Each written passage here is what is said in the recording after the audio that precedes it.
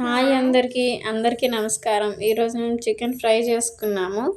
ఎలా చేయాలో మీకు కూడా చూపిస్తాను. సింపుల్గా చేసుకోవచ్చు చూడండి. ముందుగా చికెన్ తెచ్చుకొని నీట్గా క్లీన్ చేసుకున్న తర్వాత దాంట్లో కొంచెం ఉప్పు, కారం, పసుపు, ధనియా పౌడర్, కరివేపాకు, పచ్చిమిర్చి ఇవన్నీ వేసుకొని మంచిగా కలుపుకోవాలి. లాస్ట్లో కొంచెం 2 స్పూన్స్ పెరుగు కూడా వేసుకోవాలి. పెరుగు వేసుకోవడం వల్ల మంచి గ్రేవీ వస్తుంది.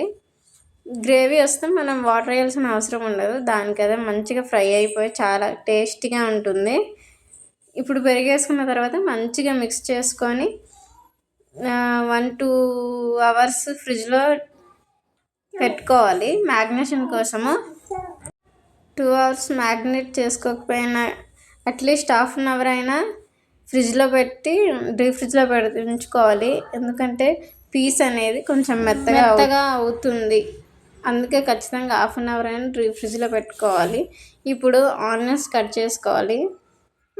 ఆనియన్స్ తర్వాత టమాటా కట్ చేసుకొని పక్కన పెట్టుకోవాలి. ఇప్పుడు బాండీ తీసుకొని దాంట్లో ఆయిల్ వేసుకొని అది వేడెక్కినాక కొంచెం జీలకర్ర, ఆవాలు వేసుకోవాలి. అవి చిట్పట్లు ఆడినాక మనం ముందుగా కట్ చేసి పెట్టుకున్న ఆనియన్ని ఈ ఆయిల్లో వేసుకొని మంచిగా వేయించుకోవాలి. ఆ ఉల్లిపాయలు కొంచెం మెత్తపడ్డాయి అన్నప్పుడు మనం కట్ చేసుకున్న టమాటా కూడా ఇందులోనే యాడ్ చేసి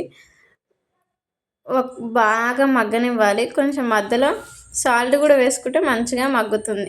ఇలా మగ్గిన తర్వాత మనం ముందుగా ఫ్రిడ్జ్లో పెట్టుకున్నాం కదా, ఆ చికెన్ని ముందుగా బయటకు తీసుకున్న చికెన్ని ఈ టమాటా గ్రేవీలో వేసుకొని మంచిగా కలుపుకోవాలి.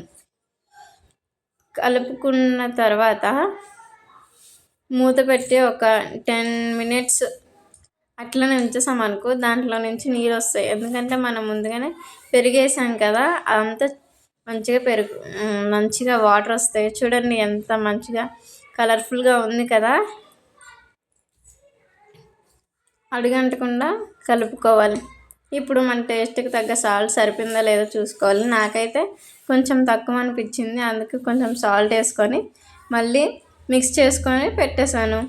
ఇప్పుడు లాస్ట్లో మధ్యలో చూసుకుంటూ ఉండాలి.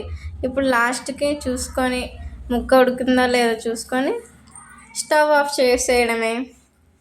ఇప్పుడు స్పైసీ చికెన్ ఫ్రై రెడీ అయిపోయింది.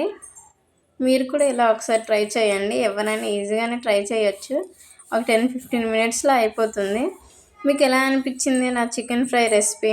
బాగుంటే లైక్ చేయండి, షేర్ చేయండి, సబ్స్క్రైబ్ చేసుకోండి. Thank you for watching.